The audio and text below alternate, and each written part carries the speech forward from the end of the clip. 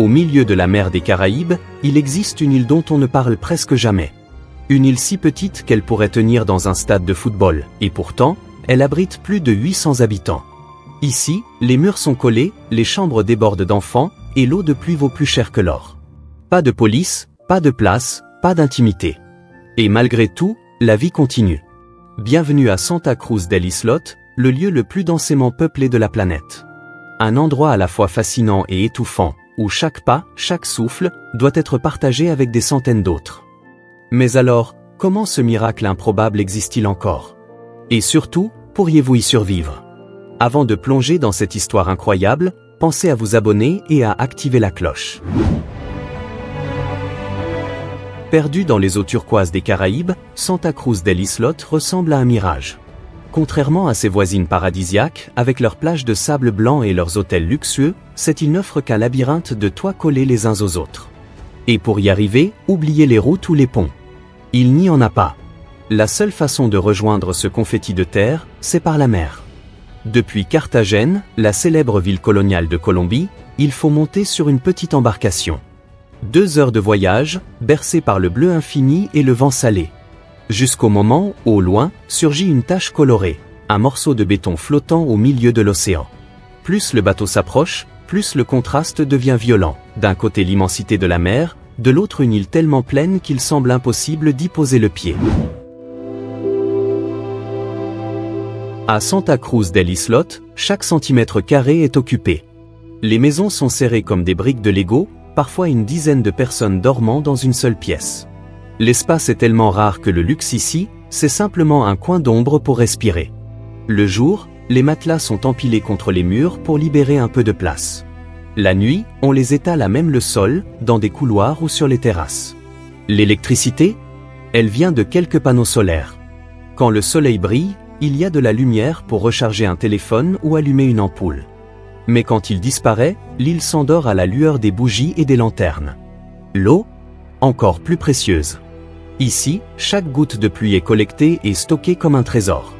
Quand le ciel s'assombrit et que les premières gouttes tombent, ce n'est pas seulement un soulagement, c'est une célébration. Pas d'égout, pas de grande rue, pas de place vide. Les déchets finissent dans la mer qui nourrit les pêcheurs chaque jour. Et pourtant, malgré le chaos, malgré l'étroitesse, la vie grouille. Les enfants courent dans les allées minuscules, les femmes discutent sur les seuils des maisons. Les rires, la musique, le bruit des vagues et des moteurs de bateaux, tout se mélange dans un vacarme permanent. Ici, l'intimité n'existe pas, mais la communauté, elle, est partout. Comment un morceau de roche perdu en mer est-il devenu l'endroit le plus densément peuplé du monde? Tout commence il y a environ 2 siècles. Un groupe de pêcheurs, à la recherche d'un abri pour la nuit, accoste sur ce petit îlot. Et là, une découverte étonnante, pas un seul moustique. Dans une région chaude et humide où les insectes règnent, c'était un véritable miracle. La nouvelle s'est répandue. Peu à peu, d'autres pêcheurs sont venus y passer la nuit. Puis certains ont construit des cabanes de fortune. Et l'îlot inhabité s'est transformé en village. Mais il y avait un problème, l'espace. Trop petit pour une communauté grandissante. Alors, les habitants ont eu une idée audacieuse. Ils ont commencé à jeter du corail, des pierres, même du bois autour de l'île, comme pour la faire grandir. Année après année, couche après couche, Santa Cruz del Islote a gagné du terrain sur la mer. Aujourd'hui, elle est à peine plus grande qu'un terrain de football, mais chaque mètre carré a été conquis de la main de ses habitants. Ce n'est pas seulement une île. C'est une construction humaine, un espace arraché à l'océan par la persévérance et la nécessité. Une preuve que, parfois, la survie transforme même l'impossible en réalité. À Santa Cruz del Islote, il n'y a pas de place, mais il y a de la vie. Ici, tout le monde se connaît. Les disputes se règlent sans police, car il n'y en a pas. Quand un conflit éclate, ce sont les anciens qui interviennent, dans un esprit de médiation. La loi de l'île, c'est la confiance mutuelle. Malgré la promiscuité, les habitants trouvent des moyens de célébrer la vie. Les anniversaires se transforment en fêtes collectives. Les après-midi résonnent au son des dominos claqués sur les tables. Et le soir, la musique latine s'élève au-dessus des toits serrés, comme un rappel que la joie ne connaît pas de frontières. Chaque année, toute la communauté se rassemble pour la fête de la Sainte Patronne. Les rues étroites deviennent des couloirs de prière et de chant, la petite église se couvre de fleurs, et une procession parcourt l'île, comme si l'espace exigu disparaissait le temps d'une journée. Et au quotidien, la solidarité est partout. Quand il n'y a pas d'espace pour s'isoler, il reste toujours la communauté pour se soutenir. Ici, la survie ne dépend pas de l'individu, mais du groupe. Santa Cruz del Islote n'est pas seulement une île, c'est une grande famille de 800 membres. Manger ici, c'est avant tout une affaire de mer.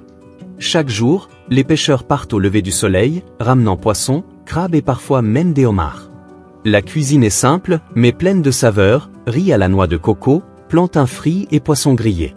Des plats modestes, mais qui racontent l'histoire d'un peuple lié à l'océan. Mais cette mer nourricière est en danger. La pollution, les déchets rejetés directement dans l'eau, et la surpêche menacent peu à peu ce fragile équilibre.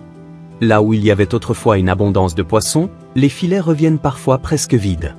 Alors, pour survivre, les habitants doivent importer nourriture et produits de base depuis le continent. Chaque cargaison est attendue avec impatience, car sans elle, l'île manquerait de tout. Pourtant, malgré les difficultés, la solidarité continue de guider le quotidien. On partage ce qu'on a. Même un simple repas, ici, devient un moment de fête et de communauté. Et dans chaque bouchée, il y a un goût unique, celui de la résilience. Chaque jour, près de 300 visiteurs débarquent sur Santa Cruz del Islote.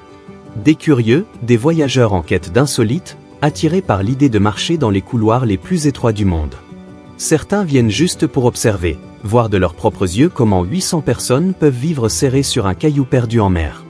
D'autres visitent l'aquarium improvisé, où nagent poissons tropicaux et même des requins, dans des bassins construits à la main.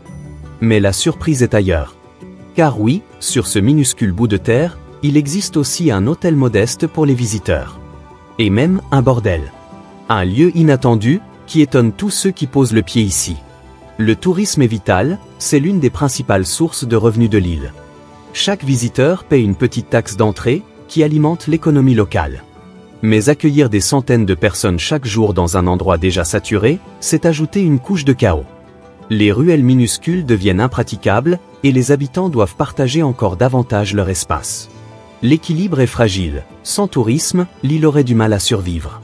Avec lui, la promiscuité devient presque insupportable. Un paradoxe constant, l'argent qui nourrit l'île est aussi celui qui l'étouffe. Chaque centimètre carré est déjà occupé. Il n'y a plus de place pour construire, ni pour respirer. Et pourtant, la population continue de croître. Les familles nombreuses s'entassent encore davantage, et l'espace devient une ressource plus rare que l'or. L'eau, l'électricité, la nourriture, tout est limité. Quand il ne pleut pas, les réservoirs se vident. Quand le soleil disparaît, l'île s'éteint. Quand les filets de pêche reviennent vides, il faut attendre le prochain bateau du continent. Et puis il y a l'environnement. Les déchets jetés à la mer étouffent les eaux qui nourrissent les pêcheurs. Les récifs coralliens, jadis luxuriants, souffrent de la pollution et de la surpêche. Même les projets de conservation peinent à inverser la tendance. Alors une question hante l'avenir de l'île, combien de temps pourra-t-elle tenir? Devra-t-on un jour abandonner ce confetti de béton et recommencer ailleurs? Les habitants, eux, refusent d'y croire. Pour eux, Santa Cruz del Islote n'est pas seulement une île. C'est leur monde. Leur passé, leur présent et, malgré tout, leur avenir. Santa Cruz del Islote est une île minuscule, perdue dans la mer des Caraïbes, où plus de 800 personnes vivent côte à côte. Entre surpopulation, manque de ressources et traditions fortes, ce lieu défie toutes les logiques, et pourtant, il continue de vibrer chaque jour. Sur ce morceau de terre plus petit qu'un terrain de football, les habitants rient, prient, fêtent et survivent, portés par un incroyable esprit de communauté. Mais une question reste, combien de temps ce fragile équilibre pourra-t-il tenir? Et vous, seriez-vous capable de vivre dans un tel monde, sans espace, sans intimité? Dites-le moi en commentaire.